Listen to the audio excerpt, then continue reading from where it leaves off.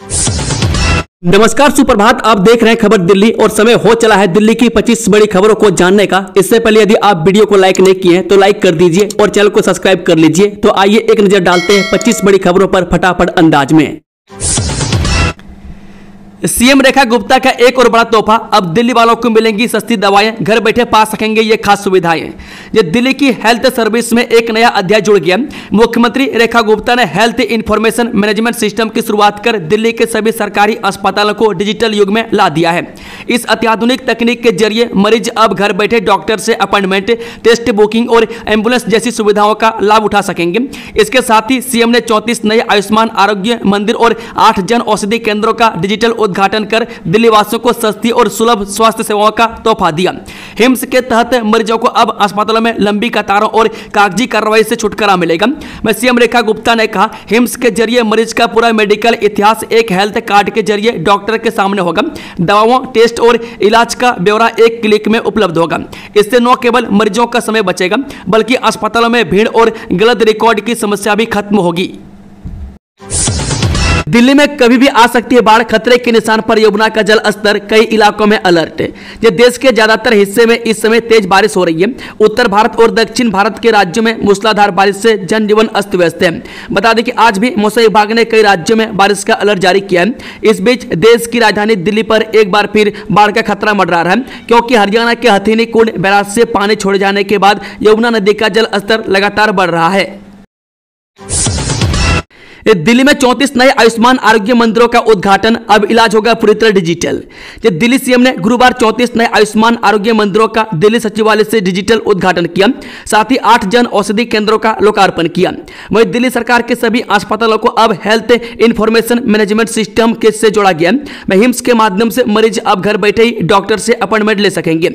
इस सुविधा का उद्घाटन करने के दौरान सीएम रेखा गुप्ता ने बताया कि अब मरीजों को सरकारी अस्पतालों में धक्के खाने की जरूरत नहीं पड़ेगी।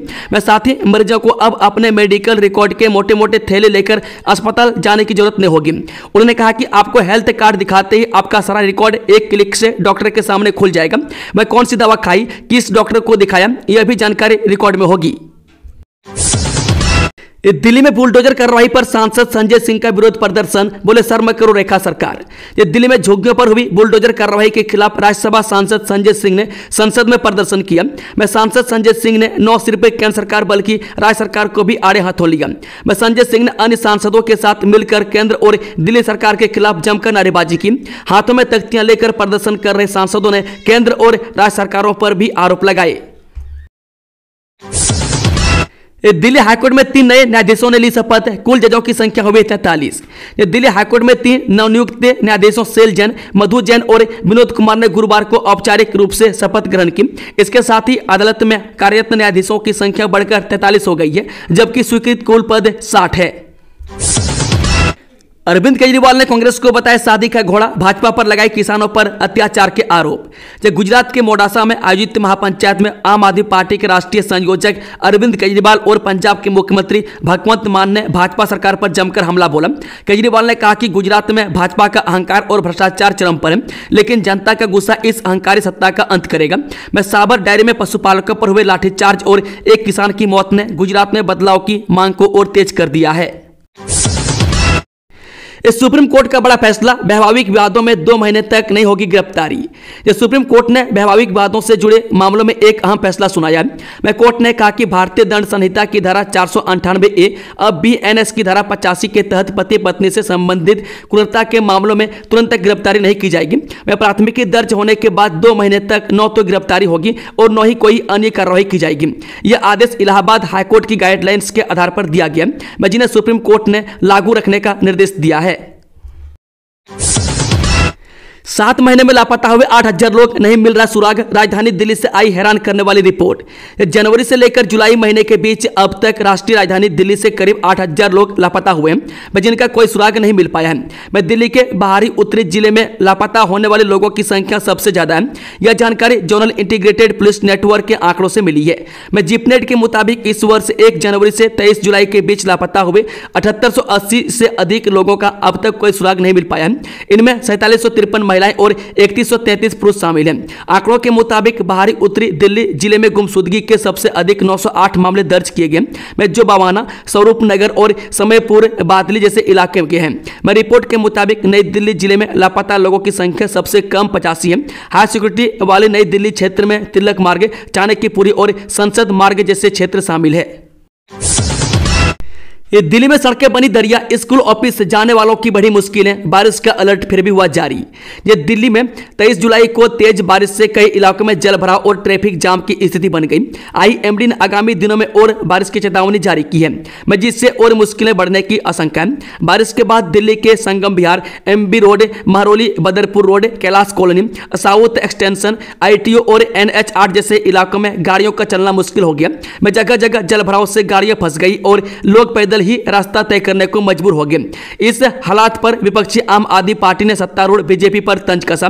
आप नेताओं ने सोशल मीडिया पर जल भराव वाली वीडियो शेयर कर दिल्ली में फ्री वाटर स्पोर्ट जैसी टिप्पणियां की। वह प्रदेश अध्यक्ष सौरभ भारद्वाज ने एक महिला को बाथ टब में तैरते दिखाने वाला वीडियो साझा करते हुए बीजेपी सरकार पर कटाक्ष किया। गुरुग्राम में पकड़े गए 250 अवैध प्रवासी, निकला बांग्लादेशी रोहिंग्या कनेक्शन।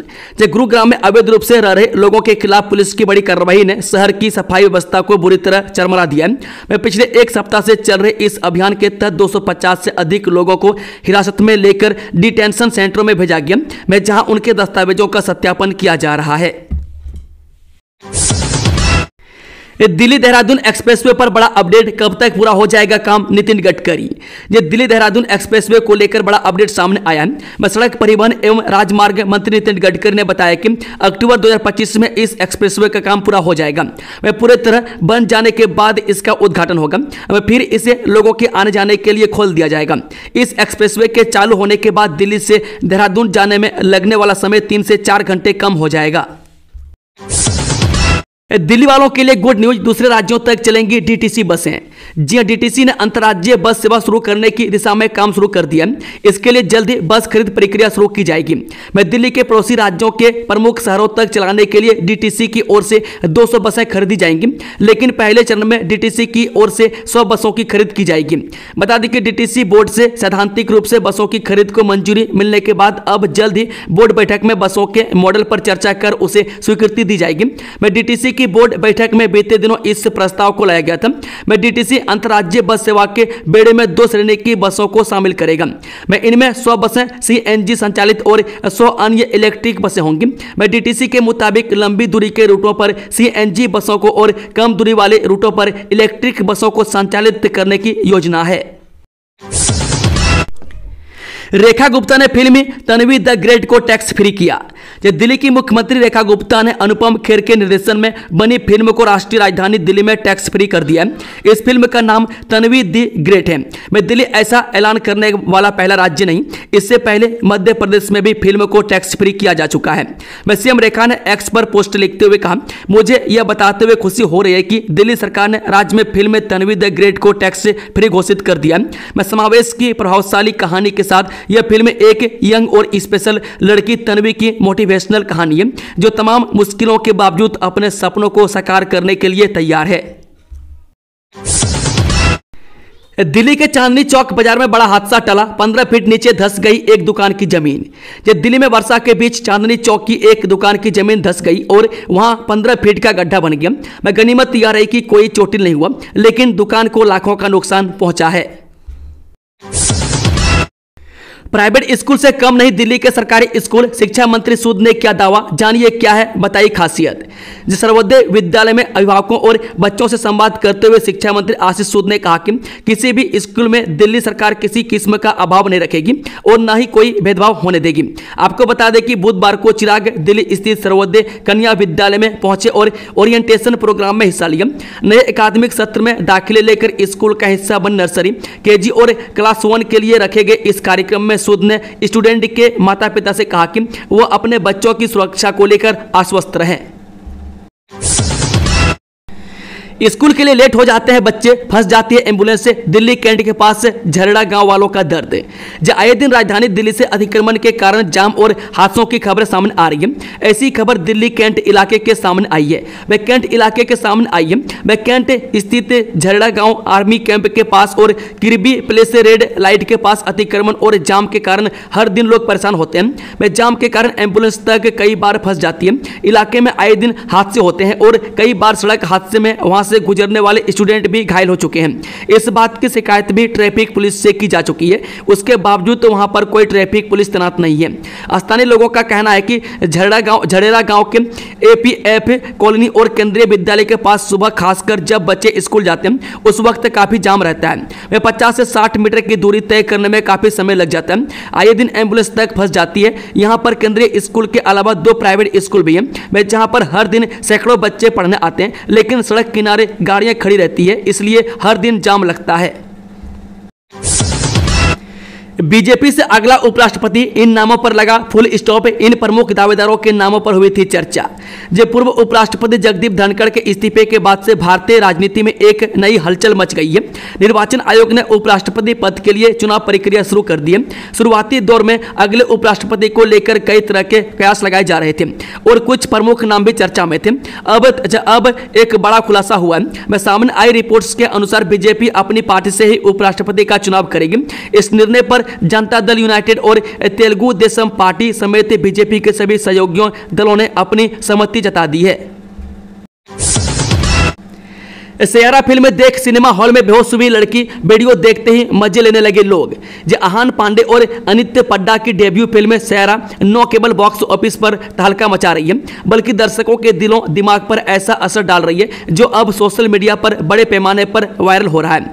मोहित सूरी के निर्देशन और यशराज फिल्म्स के बैनर तले बनी यह म्यूजिकल रोमांटिक ड्रामा रिलीज के महज पहले 4 दिनों में 100 करोड़ से ज्यादा की कमाई कर चुकी है, जो किसी भी रोमांटिक फिल्म के लिए अब तक का सबसे तेज और बड़ा बॉक्स ऑफिस ओपनिंग वीकेंड है। दिल्ली मुंबई एक्सप्रेसवे पर देश का पहला वाइल्ड लाइफ कॉरिडोर तैयार, बाघों भालुओं को मिलेगा सुरक्षित रास्ता। देश में पहली बार राष्ट्रीय राजमार्ग प्राधिकरण ने ऐसा हाईवे बनाया है जो विकास के साथ साथ जंगलों और वन्यजीवों की सुरक्षा को भी ध्यान में रखता है। यह 12 किलोमीटर लंबा wild life corridor Delhi Mumbai expressway का हिस्सा है और रणथंबोर टाइगर रिजर्व के बफर जोन से होकर गुजरता है। हरियाणा से आईटीओ बैराज का कंट्रोल मांगेगी दिल्ली सरकार। इसी गेट 9 खुलने से 2023 में आई थी बाढ़। दिल्ली सरकार हरियाणा से यमुना नदी पर बने एक बैराज को वापस मांगने जा रही है। दिल्ली में यमुना नदी के ऊपर आईटीओ बैराज बना हुआ है, लेकिन इसका रखरखाव और कंट्रोल फिलहाल हरियाणा सरकार के पास है। दिल्ली में बाढ़ को कंट्रोल करने के लिहाज से ये बैराज अहम है। साल 2023 में इस बैराज के गेट 9 खुल पाने से आईटीओ समेत राजधानी के कई इलाकों में बाढ़ आ गई थी। इस बैराज की अहमियत को देखते हुए दिल्ली सरकार में पीडब्ल्यूडी एवं सिंचाई व बाढ़ नियंत्रण मंत्री प्रवेश वर्मा ने निर्णय लिया कि वह हरियाणा सरकार से अनुरोध करेंगे कि दिल्ली में आईटीओ बैराज का रखरखाव दिल्ली सरकार को सौंपा जाए। इस योजना को मंत्री ने मंजूरी दे दी है। जल्द ही हरियाणा सरकार के साथ इस मुद्दे पर चर्चा की जाएगी। सट्टेबाजी की लत ने बनाया चोर, मालिक के शोरूम से उड़ा ले गया 4 करोड़ का सोना, पुलिस ने ऊटी में दबोचा। 1 जुलाई 2025 को करोल बाग पुलिस थाने में एक हाई प्रोफाइल सोने की चोरी की रिपोर्ट दर्ज हुई थी। शिकायतकर्ता ने बताया कि उनके शोरूम से करीब 4 किलो सोने के गहने गायब हैं। जांच में शक की सुई शोरूम के पुराने कर्मचारी मनोज दोसांत पर गई, जो 12 साल से स्टॉक मैनेजर के तौर पर काम कर रहा था। मनोज 26 जून के बाद से काम पर नहीं आया और 29 जून को उसकी पत्नी ने उसकी गुमशुदगी की रिपोर्ट गुलाबी बाग थाने में दर्ज कराई। पकड़े गए दिल्ली पुलिस के Bunty Babli sub inspector cyber ठगी का पैसा लेकर हो गए थे फरार। जब उत्तर पूर्वी दिल्ली में तैनात 2 सब इंस्पेक्टरों को करोड़ों की धोखाधड़ी के आरोप में गिरफ्तार किया गया है। जिस साइबर ठगी के मामले में एक सब इंस्पेक्टर जांच कर रहा था, वो पैसा पीड़ितों तक पहुंचाने की बजाय खुद ही लेकर अपनी सब इंस्पेक्टर प्रेमिका के साथ भाग गया। उत्तर पूर्वी जिले में तैनात एसआई अंकुर मलिक और एसआई नेहा पुनिया ने साइबर ठगों की जांच के दौरान जब्त किए गए बैंक खातों में जमा करोड़ों रुपए की रकम को धोखाधड़ी से निकाल लिया और खुद हड़प ली। खुशनुमा बना रहेगा दिल्ली एनसीआर का मौसम, अभी भी और बारिश होगी, आईएमडी के अपडेट। जब दिल्ली एनसीआर में मौसम खुशनुमा बना हुआ है, बीते 2 दिनों से हो रही बारिश से दिल्ली वालों को गर्मी से राहत मिली है। मौसम विभाग ने आज और आगे आने वाले दिनों में दिल्ली एनसीआर में अभी और बारिश होने की संभावना जताई है। आईएमडी के मुताबिक आने वाले दिनों में अधिकतम तापमान में 4 डिग्री तक गिरावट होने की संभावना है। बता दें कि भारत मौसम विज्ञान विभाग यानी कि आईएमडी ने गुरुवार को भी बारिश के साथ आसमान में आमतौर पर बादल छाए रहने का अनुमान जताया था। गुरुवार को दिल्ली का न्यूनतम तापमान 25 डिग्री सेल्सियस दर्ज किया गया था, जो मौसम के सामान्य तापमान से 2.3 डिग्री कम है। वहीं अधिकतम तापमान 34 से 36 डिग्री सेल्सियस के बीच रहने की उम्मीद है। बेवफाई के मामले में दिल्ली वाले दूसरे नंबर पर, पहले स्थान पर है ये छोटा सा शहर मुंबई टॉप 20 की लिस्ट से बाहर। ये देश में एक्स्ट्रा मैरिटल अफेयर के मामले में तेजी की वृद्धि हो रही है। इसका खुलासा एक रिपोर्ट में हुआ है।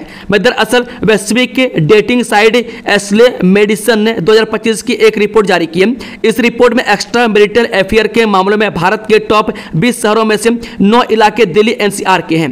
इस रिपोर्ट में देश की राजधानी का मध्य दिल्ली इलाका दूसरे पायदान पर है, जबकि 2024 में दूसरे नंबर पर रहने वाला मुंबई इस बार टॉप 20 शहरों की सूची से बाहर हो गया।